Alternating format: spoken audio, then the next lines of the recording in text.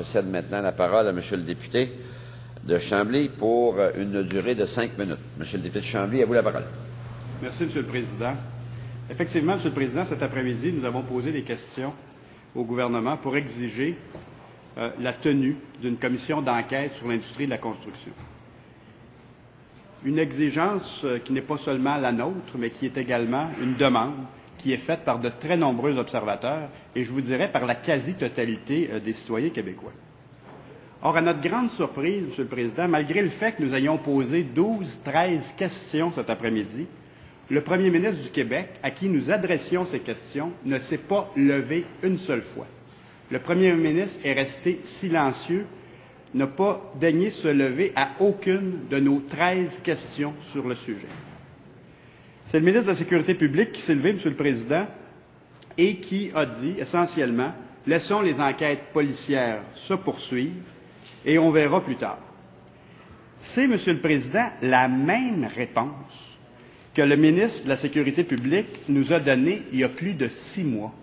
Je relisais cet après-midi le journal des débats du 9 avril dernier. Qu'est-ce que le ministre nous disait il y a 6 mois et demi, Monsieur le Président, lorsqu'on lui disait « Écoutez, que se passe-t-il? » Il nous disait ceci, « La seule chose qu'on dit, et je cite, c'est « Les policiers doivent pouvoir travailler, faire leur enquête, recueillir des éléments de preuve et on verra ce que ça va donner. » Ceci étant dit, Monsieur le Président, laissons travailler la police qui va aboutir à des résultats ou non.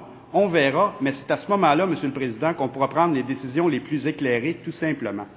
Et un peu plus loin, toujours le 9 avril, il ajoutait, le ministre de la Sécurité publique, « Monsieur le Président, je répète que nous devons être conscients, comme société québécoise, qu'il y a actuellement des policiers qui s'intéressent à ces questions-là, qui font une enquête de police, qui aboutira ou non. On verra les circonstances. On n'est pas assis sur nos mains à ne rien faire. Il va y avoir ou non des résultats. Au moment où il y aura ou non ces résultats-là, avec des éléments de preuve qui seront communiqués, on va prendre une décision éclairée. » Le ministre de la Sécurité publique nous a dit ça il y a 6 mois et demi.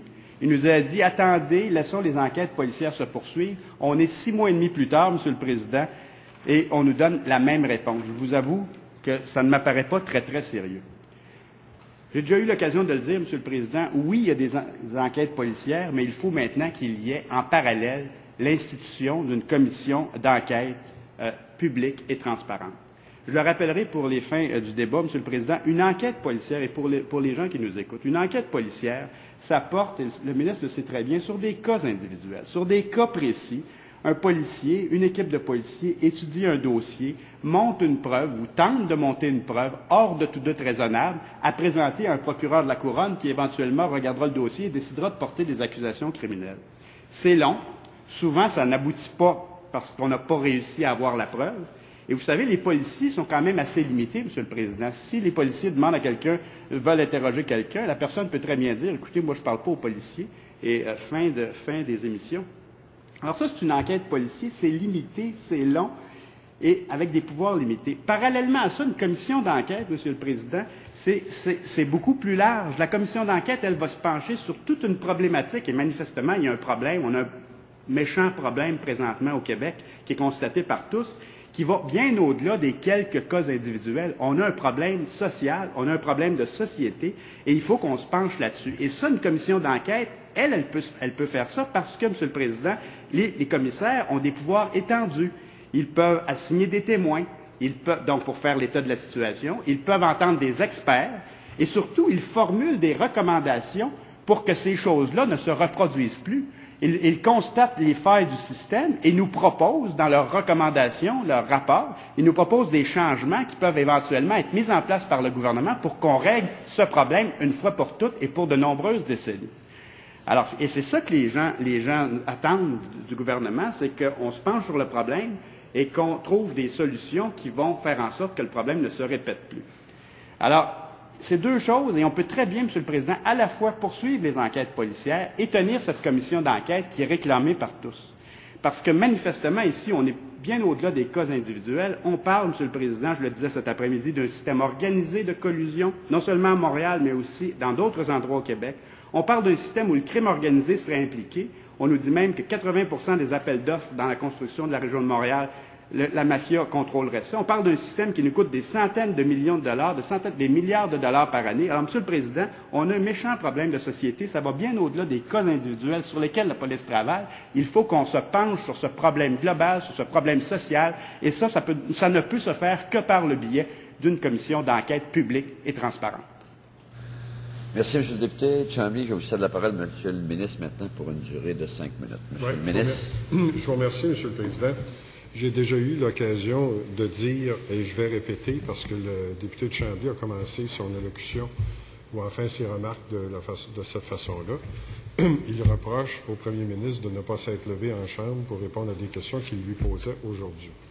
J'ai eu l'occasion de dire à l'Assemblée nationale cet après-midi, à la période des questions, et vous le savez très bien, vous qui êtes un parlementaire d'expérience et qui avez vécu les deux côtés de la Chambre, c'est-à-dire vous avez vécu votre présence au Conseil des ministres et au Conseil exécutif, et vous avez vécu l'opposition. Vous savez très bien que le gouvernement, M. le Président, ne parle que d'une seule voix.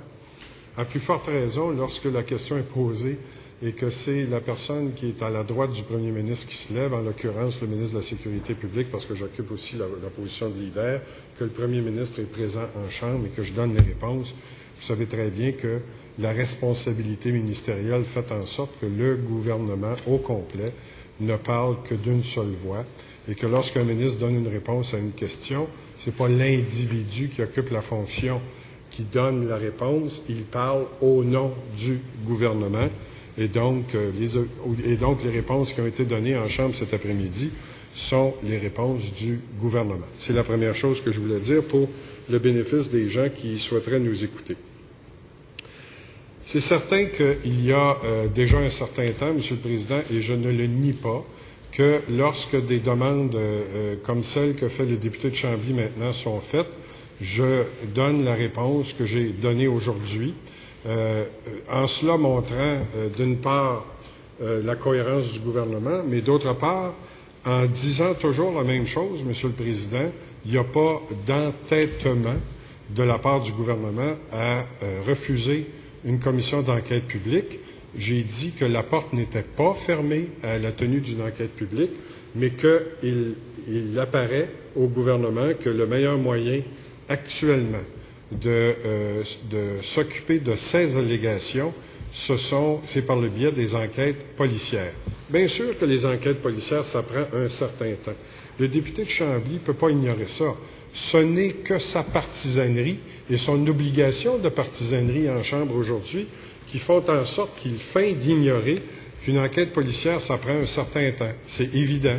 Les enquêtes policières qui ont été tenues sur le crime organisé, qui en passant, s'occupait d'un système aussi, le crime organisé, les moteurs criminels, le trafic de la drogue, les activités de gang, c'était aussi un système et son gouvernement, à l'époque, a considéré que des enquêtes policières étaient la meilleure façon de mettre fin à ces agissements-là. Donc, j'ai toujours, au nom du gouvernement, dit que nous ne fermions pas la porte à la tenue d'une enquête publique, mais que pour l'instant, le meilleur moyen nous apparaissait être celui de l'enquête policière. Et d'ailleurs, Monsieur le Président, c'est important pour les gens qui souhaiteraient nous écouter ce soir, ce ne sont pas des enquêtes, Monsieur le Président, qui n'ont rien donné. Au contraire, en matière de blanchiment d'argent dans l'activité légale au Québec, dans l'activité commerciale légale, il y a eu des arrestations qui ont été effectuées il y a quelques semaines seulement d'une centaine de personnes qui ont abouti à environ 150 accusations devant les tribunaux contre des criminels qui blanchissaient de l'argent dans l'industrie légale, notamment, bien sûr, dans le domaine de la construction, et c'est lié au sujet qui préoccupe tous les Québécois actuellement. C'est certain, Monsieur le Président, que le député de Chambly s'autorise d'un certain nombre de personnes qui réclament une enquête publique. Je conviens qu'il y a un certain nombre de personnes qui le font, mais le député de Chambly sait très bien, on aura peut-être l'occasion d'ailleurs de continuer ce débat avec un autre intervenant tantôt, il y a des personnes qui louent la patience et la sagesse du gouvernement de procéder d'abord par des enquêtes policières. Le temps me manque pour continuer cette intervention, mais je pense qu'il y a quelqu'un d'autre qui va s'adresser à la Chambre qui permettra d'y revenir, M. le Président. Merci, M. le ministre.